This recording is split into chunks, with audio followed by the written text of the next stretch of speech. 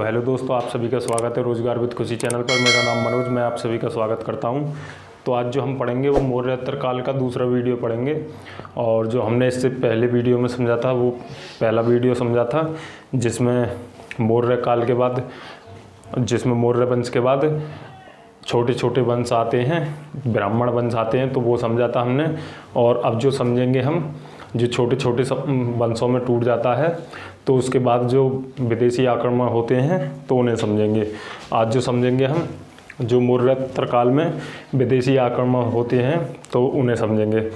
तो हम देखते हैं, जब मौर्य काल के बाद जब अशोक की मृत्यु हो जाती है तो उसके बाद छोटे छोटे राजा आते हैं, तो उसके बाद फिर वो बृहद्रथ तक ख़त्म हो जाता है। तो उसके बाद एक छोटे छोटे वंशों में भारत टूट जाता है। और हम देखते हैं कि भारत काफ़ी बड़ा था, अफ़गानिस्तान और पाकिस्तान तक सीमा थी उसकी। तो उसमें देखते हैं हम, तो काफ़ी छोटे छोटे वंशों में टूट जाता है उस। और हमने इससे पहले जो वंश पढ़े थे उसमें देखें तो शुंग वंश, कर्ण वंश और सातवाहन वंश, तो उन छोटे छोटे वंशों में टूट जाता है तो एक अराजक सी स्थिति बन जाती है। हम देखते हैं जैसे ये जो अफ़गानिस्तान जो उत्तर पश्चिम वाला क्षेत्र था, तो जितने भी विदेशी आक्रमण होते हैं तो वो उसी साइड से होते हैं। हमने पिछले भी वीडियो में पढ़ा है, जो भी रास्ता मिलता है तो वो कहाँ से मिलता है, तो वो इसी साइड से मिलता है, विदेशियों को आने का नहीं होता। तो एक छोटे छोटे राज्यों वंशों में टूट जाता है, तो विदेशी आक्रमण जो मिलता है उनको आने का नहीं होता। तो वो बहुत ही उसमें मिलता है कि जो विदेशी आक्रमण होते हैं तो उसमें वो काफ़ी शक्तिशाली हो जाते हैं और स्थानीय राजा जो होते हैं वो कमज़ोर पड़ जाते हैं। तो उसी क्रम में हम देखते हैं भारत आने वाले विदेशियों का क्रम। तो उसमें जो सबसे पहले आते हैं वो आते हैं हिंदू यूनानी, और दूसरे आते हैं शक, और तीसरे आते हैं पहलव, और चौथे आते हैं कुषाण। तो ये चार आते हैं। तो कभी कभी क्वेश्चन में ये भी पूछ लेता है कि जो विदेशी वंश आए या विदेशी जाति आई तो उन्हें एक क्रम में सजाइए। तो पहले कौन से आए? हिंदू यूनानी, दूसरे कौन से आए? शक आए, तीसरे पहलव आए, और चौथे तो कुषाण आए। तो इनमें सबसे ज़्यादा जो क्वेश्चन पूछे जाते हैं वो कुषाण से पूछे जाते हैं, और बाकी इनसे भी क्वेश्चन पूछे जाते हैं, और पहलव से काफ़ी कम क्वेश्चन पूछे जाते हैं। तो आज जो हम पढ़ेंगे, पहले हिंदी यूनानी पढ़ेंगे, फिर उसके बाद शक पढ़ेंगे, फिर पहलव पढ़ेंगे, और फिर कुषाण पढ़ेंगे। तो सबसे पहले हम हिंदी यूनानियों को समझते हैं। तो हम देखते हैं दोस्तों, जब ये भारत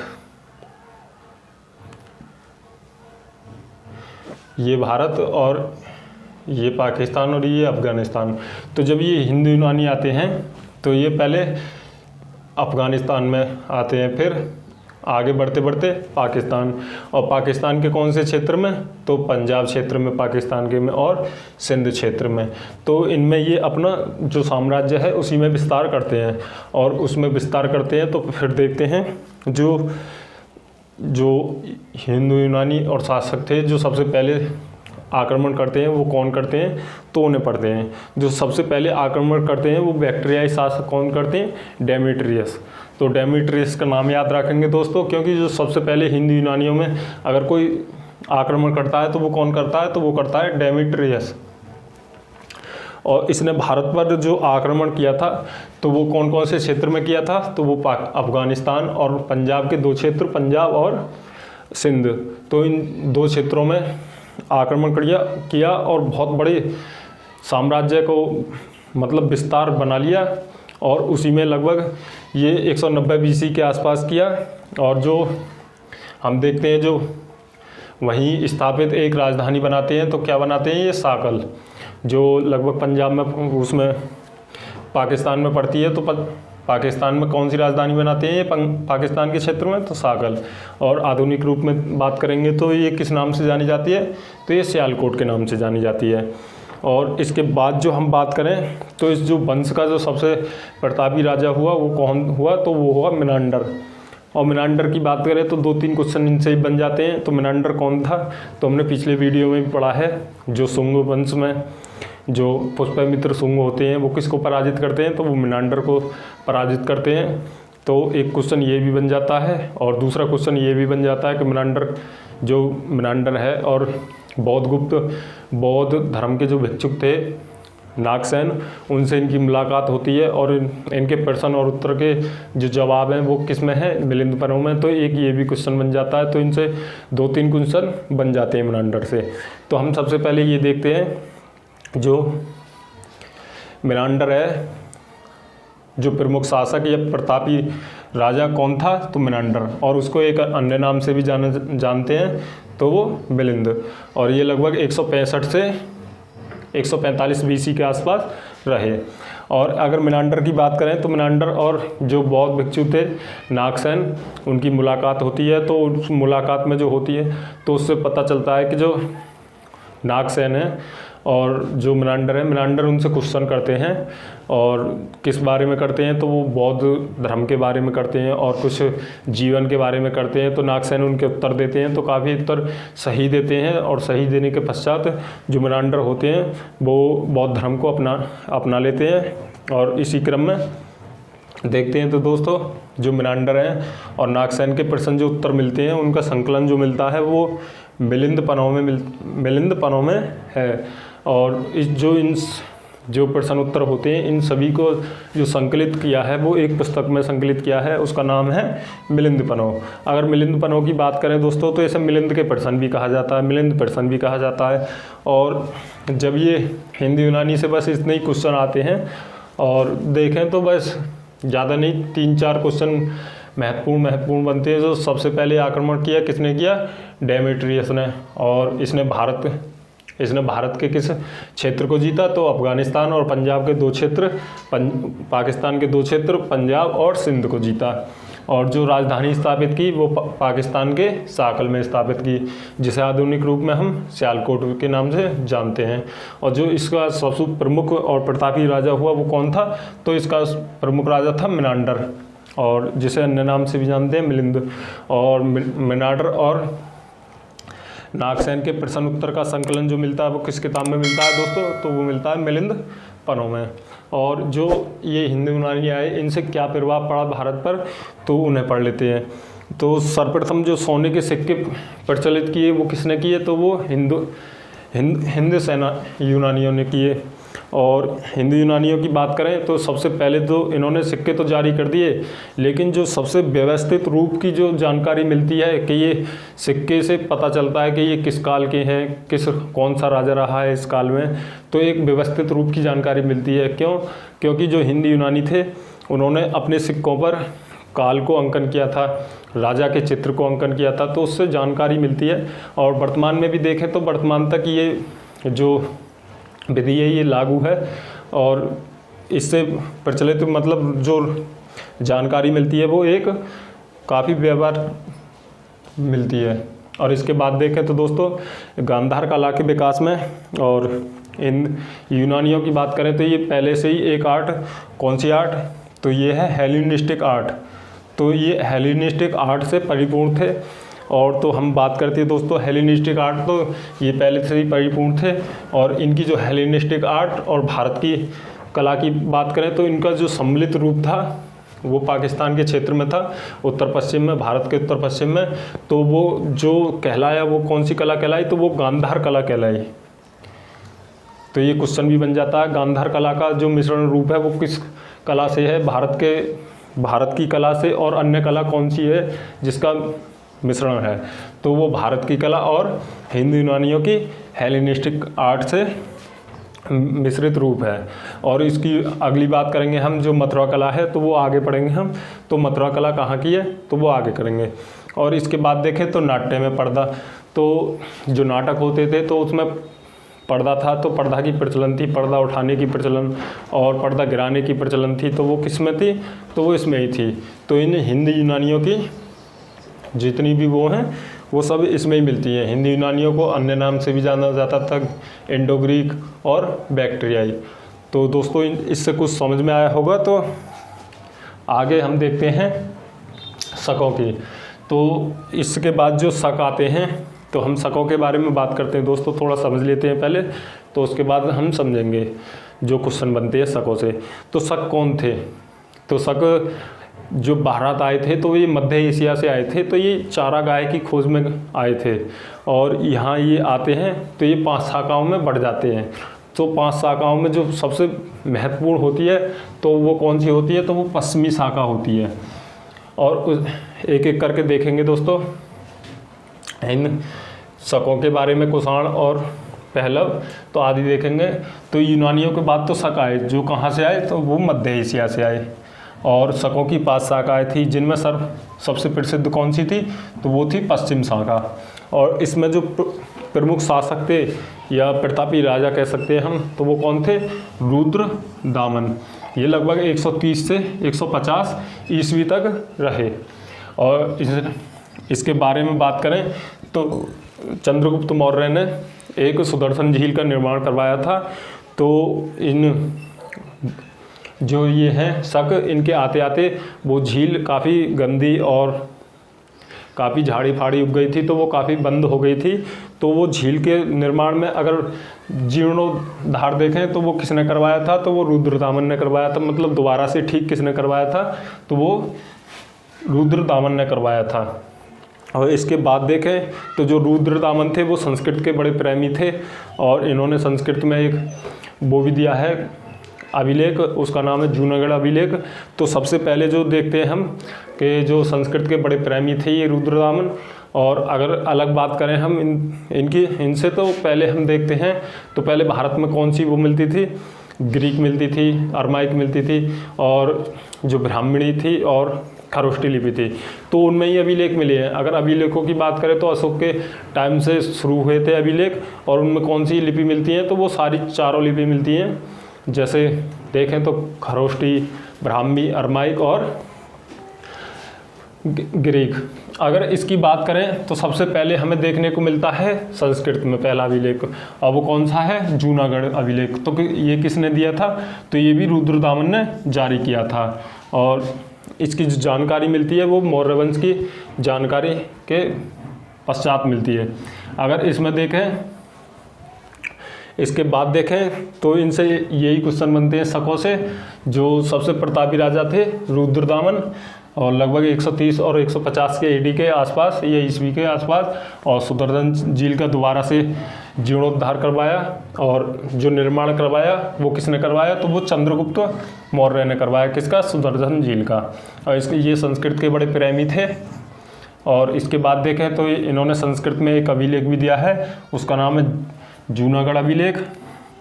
और इसके बाद देखें तो जब हम देखते हैं दोस्तों तो इनका जो विस्तार था वो किस क्षेत्र में था, तो इनका जो विस्तार था वो मध्य प्रदेश और गुजरात के क्षेत्र में था। और इनकी बात करें हम दोस्तों तो गुजरात और मध्य प्रदेश में था ये। तो जो मध्य प्रदेश के या उज्जैन के जो स्थानीय राजा थे उनकी शकों से लड़ाई हुई, और शकों से लड़ाई हुई तो जो स्थानीय राजा था तो उसने काफ़ी शकों को इतना पराजित किया कि उन्हें वहाँ से लताड़ कर भगा दिया। और उसके बाद देखें दोस्तों तो जब उन्हें भगा दिया तो उस स्थानीय राजा ने अपने आप को एक उपाधि दी, और उपाधि का नाम क्या है, तो उस उपाधि का नाम है विक्रमादित्य। तो ये भी क्वेश्चन बन जाता है, तो विक्रमादित्य की उपाधि किसने धारण की थी, तो उज्जैन के एक स्थानीय राजा ने। किसको पराजित कर, तो शकों को पराजित कर। तो दोस्तों चलो पढ़ते हैं इसे भी। उज्जैन के स्थानीय राजा ने 58 BC में, 58 ईसा पूर्व में शकों को पराजित कर विक्रमादित्य की उपाधि धारण की। और इसके उपरांत उसने एक विक्रम संवत चलवाया, क्योंकि 58 BC के आसपास ही उसने विक्रम संवत चलवाया। क्यों, शकों को पराजित किया था, और शकों को पराजित किया था तो उसने विक्रमादित्य की उपाधि धारण की थी, और विक्रमादित्य की उपाधि धारण की थी तो 58 BC में ही एक विक्रम संवत चलवाया। और इनसे यही क्वेश्चन बनते हैं। तो एक बार और देख लेते हैं दोस्तों। तो जो शक थे वो यूनानियों के बाद आए थे, और इनकी जो 5 शाखा थी, सबसे प्रमुख शाखा थी कौन सी, पश्चिमी शाखा। इसमें जो प्रमुख शासक थे वो कौन थे, तो वो थे रुद्रदामन। और रुद्रदामन ने क्या किया था, तो उन्होंने सुदर्शन झील, कौन सी झील दोस्तों, सुदर्शन झील का जीर्णोद्धार करवाया था। और निर्माण किसने करवाया था, तो उसका चंद्रगुप्त मौर्य ने। और ये जो रुद्रदामन थे ये संस्कृत के बड़े प्रेमी थे और इन्होंने संस्कृत में एक अभिलेख दिया है, उसका नाम है जूनागढ़ अभिलेख। और इससे जो क्वेश्चन बनते हैं, जो उज्जैन का राजा है वो शकों को पराजित करता है और विक्रमादित्य की उपाधि धारण करता है और एक विक्रम संवत चलवाता है 58 BC में, ये ईसा पूर्व में। और इसके बाद जो आते हैं दोस्तों, शकों के बाद जो आते हैं वो आते हैं पहलव। पहलव भी मध्य एशिया से ही आते हैं। तो पहलवों को एक अन्य नाम से भी जाना जाता है पार्थियन, इनको अन्य नाम से भी जाना जाता है पार्थियन। तो इनसे ज़्यादा क्वेश्चन नहीं बनते हैं। तो कौन कौन से 2 क्वेश्चन बनते हैं तो उन्हें भी देख लेते हैं दोस्तों। तो 2 क्वेश्चन बनते हैं, तो कौन कौन से बनते हैं दोस्तों, तो उन्हें भी देख लेते हैं। तो सबसे पहले बनता है इनकी राजधानी कौन सी। तो हम देखते हैं दोस्तों, तो जो पहलव थे वो लगभग इस क्षेत्र तक ही आ पाए, जो पाकिस्तान का क्षेत्र था उस तक ही आ पाए। और उसमें देखें तो जो तक्षशिला है, तो हमने देखा था जो कौटिल्य थे वो प्रधानमंत्री भी रहे थे, तो उनके टाइम में काफ़ी तक्षशिला मजबूत था। तो ये तक्षशिला तक ही अपने स्थित थे और इनकी जो राजधानी थी वो कहाँ थी, तो वो तक्षशिला थी। और उनमें जो प्रमुख शासक थे वो कौन थे, तो वो थे गोंदो फर्नीस।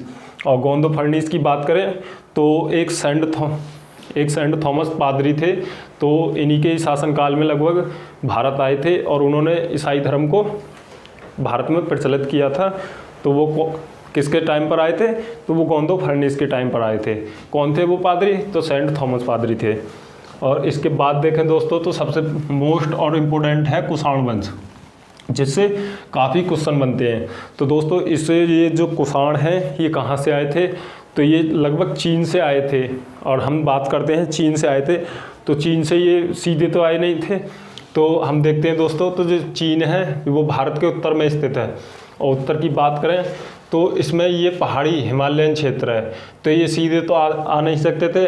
तो ये पहले मध्य एशिया गए और मध्य एशिया से जब भारत में घुसते हैं और जब भारत में ये आते हैं तो हम देखते हैं तो ये आते आते ये 5 कबीलों में बढ़ जाते हैं। और जब 5 कबीलों में बढ़ जाते हैं तो सबसे प्रमुख कबीला होता है कुषाण। और कुषाणों में देखें तो जो सबसे प्रमुख होते हैं तो वो कुषाण होते हैं। और तो ये किस जाति के थे, तो ये चीन के यूची और तोकरी जाति के थे। किस जाति से थे, तो चीन की यूची और तोकरी जाति से थे। और ये 5 कुलों में प्रसिद्ध थे, 5 कुलों में बटे हुए थे। और सबसे प्रसिद्ध कौन सा कबीला था, तो वो था कुषाण कबीला, जिसके संस्थापक कौन थे, तो वो थे कुजुल कटफिसेस। कौन थे, कुजुल कटफिसेस। इसके बाद देखें तो एक अन्य भी राजा हुए, तो वो कौन थे, तो वो थे बिम कटफिसेस।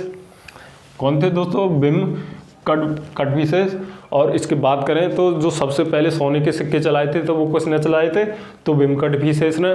और इसके बाद देखें तो ये शैव धर्म के उपासक थे। और शैव धर्म क्या था, तो शिव को मानने वाले। और इसके बाद करें तो सबसे प्रमुख शासक और सबसे प्रतापी राजा कौन था, तो सबसे प्रमुख और सबसे प्रतापी राजा था कनिष्क। अब कनिष्क की बात करें तो इसकी जो राजधानी बनी थी, तो हम देखते हैं दोस्तों, तो सबसे पहले देखते हैं तो जो कुषाण थे वो लगभग भारत के उत्तर पश्चिम तक ही इनका विस्तार था। और इसके बाद देखें तो पाकिस्तान के क्षेत्र में ये अपनी राजधानी बनाते हैं पुरुषपुर और पेशावर, जिसे हम पेशावर के नाम से जानते हैं। तो ये पुरुषपुर में अपनी राजधानी बनाते हैं। और इसके बाद देखें तो ये आगे बढ़ते बढ़ते भारत के क्षेत्र में भी आ जाते हैं और इनका जो विस्तार हो जाता है वो भारत के क्षेत्र में भी हो जाता है। तो इनकी दूसरी राजधानी है वो कहाँ बनाते हैं, तो भारत के मध्य मथुरा में बनाते हैं। पहली राजधानी कहाँ दोस्तों, तो पुरुषपुर पेशावर में और दूसरी मथुरा में। तो ये किसकी राजधानी थी, ये कुषाण वंश की राजधानी थी और कनिष्क की राजधानी थी। और ये पहली राजधानी क्या थी, तो ये पहली थी पुरुषपुर और पेशावर और दूसरी कौन सी थी, तो वो थी मथुरा। और इसके बाद बात करें दोस्तों तो 78 AD में जब ये अपने राजा जब ये अपने शासन के चुनने के बाद पश्चात जब ये राजा बनते हैं तो उस उपलक्ष्य में ये शक संवत चलवाते हैं। शक संवत चलवाने का जो 78 AD में ये क्या चलवाते हैं, शक संवत चलवाते हैं। और शक संवत जिसे हम राष्ट्रीय कैलेंडर, जो हमारा वर्तमान कैलेंडर है वो कौन सा है, तो वो शक संवत है। और ये लगभग 1 ईस्वी से 78 ईस्वी आगे है। और हमने यहाँ पढ़ा था विक्रम संवत, तो विक्रम संवत जो है वो 78 BC आगे है। और जो ये वर्तमान से अगर इसकी बात करें तो ये 78 AD ये पीछे है। अगर हम बात करें वर्तमान में तो 1 ईयर ये है 1 ईयर। अगर इसकी बात करें हम तो अगर इसकी वर्तमान साल देखें, जैसे अब वर्तमान में कितनी है, तो ये वर्तमान में है सन 2021। अगर शक संवत में बात करें तो शक संवत में हमें 78 साल पीछे जाना पड़ेगा तो हमारा शक संवत निकल आएगा। और अगर इसकी बात करें विक्रम संवत की, तो विक्रम संवत में हमें 58 वर्ष आगे जाना पड़ेगा तो विक्रम संवत निकल आएगा। तो ये जो तो दोस्तों किसने चलवाए, 78 AD में जो शक संवत चलवाया वो किसने चलवाया, वो चलवाया कनिष्क ने। और जो किस उपलक्ष्य में चलवाया, तो वो शासक बनने के उपलक्ष्य में। और हम देखते हैं राष्ट्रीय कैलेंडर जो वर्तमान में जाना जाता है वो किसने चलवाया था, तो वो कनिष्क ने चलवाया था। जो शक संवत था वो यहीं से है और जो वर्तमान में उसे राष्ट्रीय कैलेंडर के नाम से जानते हैं। और इसके बाद देखें हम तो जो कनिष्क के समय था भारत का अधिकार तो वो किस पर था, तो वो रेशम के मार्ग पर था। तो हम देखते हैं दोस्तों जो रेशम का मार्ग है वो भारत से चीन के लिए था और उस पर जो सबसे बड़ा अधिकार था वो किसका था, तो वो कनिष्क का था। और उससे काफ़ी उत्पादन होता था रेशम से, और उससे उत्पादन होता था तो उसे आगे पढ़ेंगे दोस्तों। तो इस उपलक्ष्य में जिस कनिष्क ने उसके सोने के सिक्के चलवाए तो उसे आगे पढ़ेंगे। तो सबसे पहले देख लेते हैं दोस्तों, तो कनिष्क बौद्ध धर्म की महायान शाखा को मानता था। जो कनिष्क था वो बौद्ध धर्म की महायान शाखा को मानता था। अब हम बौद्ध धर्म में देखें तो 2 शाखा थी, एक हीनयान थी और एक महायान थी। तो वो किस धर्म को मानता था, कौन सी शाखा को मानता था, तो महायान शाखा को मानता था। इसके बाद देखें दोस्तों तो जो लगभग चौथी बौद्ध संगति थी तो वो किसके काल में हुई, वो हुई थी कनिष्क के शासन में। और कनिष्क के शासन में हुई थी तो कनिष्क के शासन में हुई थी। और कनिष्क के शासन में हुई थी तो जो वो कहाँ हुई थी, तो वो पहले देख लेते हैं वो कहाँ हुई थी। तो वो हुई थी कुंडलवन कश्मीर में। और इस जो अध्यक्ष थे वो कौन थे, तो वसुमित्र। तो इसे देख लेते हैं दोस्तों। तो जो इसके समय कौन सी बौद्ध संगति हुई, तो वो हुई थी चौथी। और जो इसकी अध्यक्षता किसने की थी, तो वसुमित्र ने। और वो कहाँ हुई थी, तो वो कुंडलवन कश्मीर में हुई थी। तो एक ही बौद्ध संगति थी जो कनिष्क के समय हुई थी, जो कहाँ हुई थी, कुंडलवन में। और बाकी की 3 बौद्ध संगति कहाँ हुई थी, बिहार में। तो यही एक चौथी ऐसी संगति थी जो बिहार से अलग हुई थी। इससे ये भी क्वेश्चन बन जाता है। तो आप देखते हैं दोस्तों सर्वाधिक सिक्के, सर्वाधिक शुद्ध सोने के सिक्के। तो सर्वाधिक शुद्ध सोने के सिक्के किसने जारी किए, तो वो कनिष्क ने किए। और इसके बाद देखते हैं दोस्तों, तो पहले ये समझ लेते हैं कि जो सोने के सिक्के हैं इनसे कई क्वेश्चन बन जाते हैं। तो सबसे पहले देखते हैं कि सबसे पहले जो सिक्के जारी किए वो किसने किए, तो वो हिंदी यूनानियों ने किए। और इसके बाद देखें दोस्तों तो सबसे शुद्ध सोने के सिक्के किसने जारी किए, तो वो किसने किए, तो वो कनिष्क ने किए। और इसके बाद देखें तो सबसे ज़्यादा सोने के सिक्के किसने जारी किए, तो वो गुप्त काल में होते हैं और वो काफ़ी लंबा काल है, तो वो आगे पढ़ेंगे। और इसके बाद देखें तो गंधार और मथुरा कला का विकास हुआ। हम दोस्तों देखते हैं पहले भी तो गंधार और मथुरा कला का विकास होता है। और गंधार और मथुरा कला देखते हैं तो जो गंधार कला है वो भारत के पश्चिम में विस्तृत थी और एक मिश्रित रूप थी गंधार कला। किसका, वो थी हेलेनिस्टिक और भारत की कला का मिश्रित रूप थी। और इसको हम देखते हैं तो ये भारत के मध्य में मथुरा में विकसित होती है। और जो देखते हैं तो मथुरा कला किससे संबंधित है, तो वो जैन धर्म से संबंधित है। और गांधार कला किससे संबंधित है, तो वो बौद्ध धर्म से संबंधित है। और इसके बाद देखें दोस्तों तो जो जो बुद्ध से बौद्ध से संबंधित है अश्व घोष, उन्होंने जो एक पुस्तक दी है बुद्ध चरित्र, वो भी कनिष्क से संबंधित थे। और एक थे इनके दरबारी या इनसे संबंधित है कनिष्क से चरक, जिन्हें हम चिकित्सा का जनक भी कहते हैं।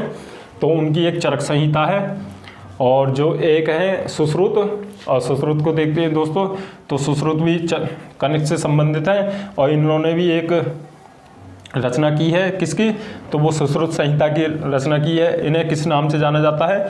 तो इन्हें शल्य चिकित्सा के जनक के रूप में जाना जाता है। और नागार्जुन की बात करें तो दोस्तों, नागार्जुन को शून्यवाद के सिद्धांत के रूप में भी जानते हैं और शून्यवाद के जनक के रूप में भी जानते हैं। अगर नागार्जुन की बात करें तो इन्हें भारत का आइंस्टीन भी कहा गया है। तो दोस्तों, जो हमारी पिछली वीडियो है वो उन वंशों पर है जो ब्राह्मण वंश आए हैं। कौन कौन से वंश है? शुंग वंश है और कर्ण वंश है और सातवाहन वंश है। तो उन पर आए हैं, पहले उन्हें पढ़ें और पहले उन्हें समझें और उनसे समझकर जब इस वीडियो को देखें तो काफ़ी मज़ा आएगा। तो दोस्तों, इस वीडियो को लाइक करें, शेयर करें, सब्सक्राइब करें।